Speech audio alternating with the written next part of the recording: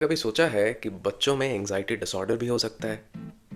Let's talk about it. मेरा नाम है डॉक्टर चेतन शर्मा और मैं हूं एक साइकाट्री ट्रेनी एडिनबरा यूके से। स्वागत है मन विद चेतन में। एंजाइटी डिसऑर्डर्स मुख्य तौर पे 3 प्रकार के होते हैं बच्चों में। पहला है सेपरेशन एंजाइटी, अगला प्रकार है जनरलाइज्ड एंजाइटी डिसऑर्डर जीएडी। अगला एंजाइटी डिसऑर्डर है बच्चों में सोशल एंजाइटी। सेपरेशन एंजाइटी 3 साल से छोटे बच्चों के अंदर ज़्यादा प्रेवलेंट रहती है। आप देखते हैं जब भी बच्चे को केयरर से, जो कि मोस्ट कॉमनली हमारे इंडियन कल्चर में मदर होती है, तो माँ से जब बच्चे को दूर किया जाता है तो बच्चे में सेपरेशन एंजाइटी डेवलप होती है। ये 9 से 18 महीने की उम्र में कॉमन होती है, नॉर्मल है। 2.5 साल की उम्र के बाद कम हो जानी चाहिए। अब 2.5 साल से आप समझें कि ये वो समय होता है जब बच्चों को हम स्कूल भेजना शुरू करते हैं। इसलिए जब बच्चा स्कूल जाता है तो बच्चा रोता है। सेपरेशन एंजाइटी होती क्यों है? सेपरेशन एंजाइटी का रीज़न है कि जो बच्चा जन्म लेता है, इंसानों का बच्चा प्रीमेच्योर जन्म लेता है पहली बात। जैसे अगर हम गाय या कुत्ता या कोई भी जो मैमल्स जो होते हैं, कैट्स, डॉग्स, इनके बच्चों को देखें तो वो जन्म लेते ही चलना शुरू कर देते हैं या 1, 2, 3, 5 दिन में चलना शुरू हो जाते हैं। पर इंसान के बच्चे को खड़े होने में बहुत महीने लग जाते हैं, राइट। इंसान का बच्चा कम्प्लीटली डिपेंडेंट है अपने केयरर पे। बिना केयरर के सर्वाइवल पॉसिबल नहीं है। अब इतने महीनों तक या साल तक या सालों तक बच्चे को माँ ने बचा के रखा, सर्वाइव करने में मदद करी। आज बच्चा स्कूल जा रहा है और बच्चे को हमने कहा तुम अपने आप सर्वाइव करो। बच्चे को लगने लगता है बहुत ज़्यादा डर। इसलिए सेपरेशन एंजाइटी नॉर्मल होती है उस समय पे, और बच्चे में घबराहट आना भी नॉर्मल है। ये चीज़ 4-5 हफ्तों में कम होना शुरू हो जानी चाहिए। अगर कम नहीं हो रही है तब ये एक इशू बन जाता है, बच्चा स्कूल में एडजस्ट नहीं कर पा रहा होता है। इस समय पर जब बच्चा स्कूल में होता है, घबराहट के कारण उसकी थॉट्स भी अजीबोगरीब हो जाती है। जैसे कि वो सोचने लगता है मम्मा मुझे छोड़ के तो चली गई, अगर मम्मा मुझे वापस लेने नहीं आई तो, मम्मा का एक्सीडेंट हो गया तो। इस तरह की नेगेटिव थिंकिंग बच्चा करता है और वो उससे और ज़्यादा घबराता है। बच्चों में एंजाइटी डिसऑर्डर का अगला प्रकार है generalised anxiety disorder GAD, which is also common in adults. इसमें बच्चे को डर लगा रहता है रूटीन लाइफ की चीज़ों से, जैसे कि स्कूल में, क्लास में अगर वो अच्छा परफॉर्म नहीं कर पाया तो, एग्ज़ाम्स के अंदर अगर मार्क्स कम आ गए तो, अगर वो सक्सेसफुल नहीं हो पाया तो, और नेगेटिव सिनारियो इमेजिन करना, जैसे मेरे पेरेंट्स मर गए तो मैं कैसे सर्वाइव करूँगा। आपको लग रहा होगा वो ऐसी बातें क्यों सोच रहा है। यही तो चीज़ है जो उसको डिसऑर्डर बना रही है, एंजाइटी डिसऑर्डर, जैसे मैंने कहा। तो बच्चे में इस तरह की फीलिंग्स आ रही हैं, जिस तरह से इस तरह की थॉट्स डेवलप होने लग जाती हैं। बच्चा यहाँ तक सोच सकता है कि अगर भूकंप आ गया तो कैसे बचेंगे, अर्थक्वेक्स में कैसे बचेंगे, फ्लड हो गए तो क्या करेंगे, साइकिल चलाने से डर लगना है कि गिर जाऊँगा। ये अक्सर एग्जैसर्बेट हो जाता है जब बच्चों से हम हाई एक्सपेक्टेशंस रखते हैं। उस कारण से बच्चा खुद से भी हाई एक्सपेक्टेशंस रखना शुरू कर देता है, और जो चीज़ें हमें छोटी लगती हैं उसके लिए वो चीज़ें बहुत बड़ी हो जाती हैं। जो सिम्टम्स मैंने पहले बताए वो, और उनके अलावा नर्वस रहना, चुप रहना, आसानी से रो देना, इरिटेबल, चिड़चिड़ा रहना, ज़्यादा हंसना नहीं, माइंड ब्लैंक हो जाना, मसल्स में टेंशन महसूस करना, सांस रोक लेना, खाना ना खा पाना, रात को नींद डिस्टर्ब हो जाना, ये कुछ और सिम्टम्स हैं जनरलाइज एंजाइटी डिसऑर्डर के। अब जैसा कि मैंने पहले कहा, बच्चे की अगर मसल्स में टेंशन हो रही है, उसकी हार्ट रेट बढ़ती है, तो वो ये बात कह नहीं पाता है। तो वो, अब उसको मान लो स्कूल जाने से डर लग रहा है, तो वो उसको अवॉइड करना चाहता है।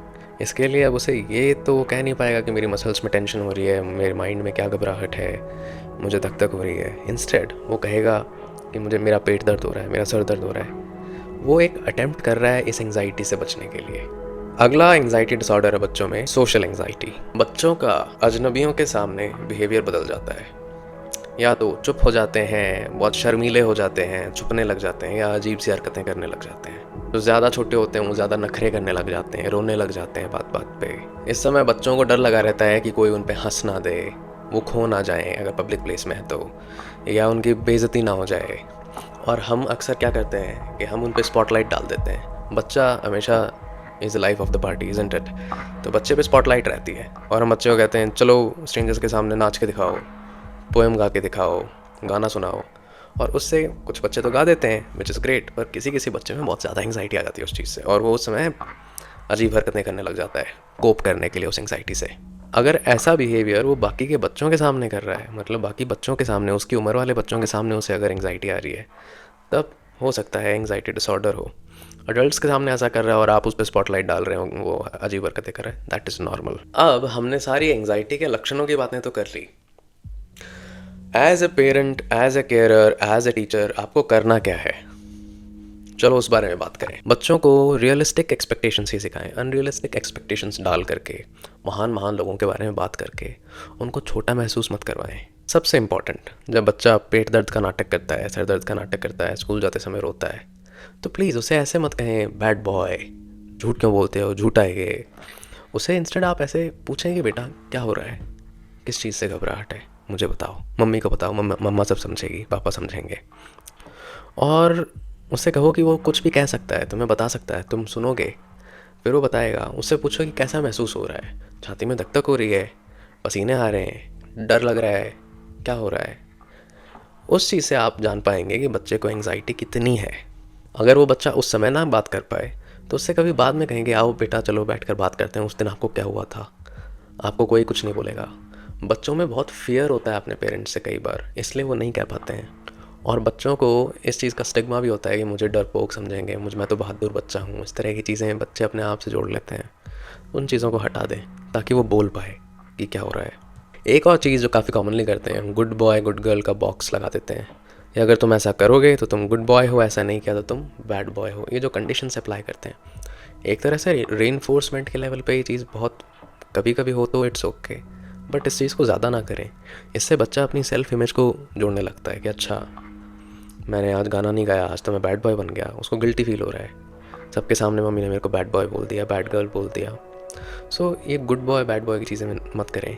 ऐसा कहें कि ये करना एक अच्छी आदत है, देखो पापा कितना अच्छे से करते हैं। इस तरह से आप उसे करें, ना कि उस पर डालेंगे तुम बैड बॉय बन जाओगे।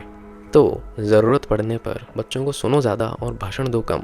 बच्चों को ज़ोर से डांटना, फटकारना या मारपीट करनी, इस चीज़ से तो प्लीज़ बहुत दूर आ जाएं। बहुत प्रिमिटिव तरीका था वो बच्चों को बड़ा करने का, प्लीज़ वो बहुत ही अनसक्सेसफुल तरीका है। बच्चे को जब आप एक बार भी थ्रेटन कर देते हैं ना, तो बच्चे का भरोसा उठ जाता है आपसे। जैसा मैंने कहा था कि आप ही हैं जो उसको सर्वाइव करने में हेल्प कर रहे हैं, तो अब उसका भरोसा उठता है तो वो बड़ा लोनली फील करता है और उसको ऐसा लगता है कि अब तो मैं इस इंसान के साथ इस घर में मुझे रहना ही पड़ेगा और मैं एक गुलाम हूँ उसका। तो ये चीज़ मत करें, इससे रिलेशनशिप डायनामिक्स ख़राब होते हैं। अगर आपको लगता है कि आपके बच्चे को एंग्जाइटी डिसऑर्डर हो सकता है तो प्लीज़ आप एक साइकाइट्रिस्ट या साइकोलॉजिस्ट के पास जाएं। इसका इलाज अगर सही समय पर हो जाता है तो बच्चे की परफॉर्मेंस अच्छी हो जाती है और एज एन एडल्ट वो ज़्यादा सेटिस्फैक्टरी लाइफ जीता है। और अगर इसको ना ठीक किया जाए तो बच्चा इसी चीज़ को कैरी ऑन करता है अपनी एडल्ट लाइफ में भी। सही उम्र में इसका इलाज करना बहुत ही अच्छा रहता है और आसान भी रहता है। एक बार इस चीज़ की, इस बीमारी की वजह से पर्सनालिटी चेंजेस आ जाते हैं जब बच्चों में, वो बड़े मुश्किल हो जाते हैं, ज़िंदगी बदल जाती है बच्चे की। अच्छा, आप इस वीडियो से ये अपेक्षा मत करें कि मैं आपको एंग्जाइटी डिसऑर्डर का इलाज बता दूंगा यहाँ पे और आप अपने आप से कर लेंगे। ऐसा नहीं होता है, इंडिविजुअलाइज्ड फोकस चाहिए होता है। मोटा मोटी बिहेवियरल थेरेपीज़ जो रहती हैं बच्चों के लिए, वो बहुत अच्छा काम करती है। फैमिली एजुकेशन बहुत अच्छा काम करती है। आपके और आपके बच्चे के बीच में कैसे डायनामिक्स होने चाहिए उसके बारे में आपको साइकोलॉजिस्ट मदद कर सकते हैं। जहाँ तक बात आती है दवाओं की, तो मेडिकेशन कम से कम या ना से ना यूज़ करी जाती है। तो मेडिकेशन को हम कम से कम ही यूज़ करते हैं बच्चों के अंदर, लेकिन जब ज़रूरत होती है तो उसे यूज़ करना अच्छा रहता है। अक्सर मैंने देखा है लोगों को बीमारी से उतनी घबराहट नहीं होती जितनी उसके इलाज से घबराहट होती है, दवाओं से घबराहट होती है। डोंट वरी, आपका जो डॉक्टर है वो एक प्रोफेशनल है, वो ट्रेंड है इस चीज़ के लिए। अगर बच्चे की हालत बहुत ख़राब है तो दवा से उसको बहुत फ़ायदा होगा। बच्चे की एंग्जाइटी कम होगी तभी तो वो थेरेपी के अंदर पार्टिसिपेट कर पाएगा। तो जैसा कि मैंने कहा, फर्स्ट लाइन मेन जो ट्रीटमेंट है वो थेरेपीज़ होते हैं, लेकिन कभी कभी दवाओं का सपोर्ट लेना ज़रूरी होता है और उसमें हेजिटेट करने की ज़रूरत नहीं है। मैं इस चैनल पर ऐसे ही मेंटल हेल्थ रिलेटेड वीडियोस बनाता हूँ। अगर आपको पसंद आया तो प्लीज़ लाइक, शेयर और सब्सक्राइब ज़रूर करें। सी यू लेटर, बाय।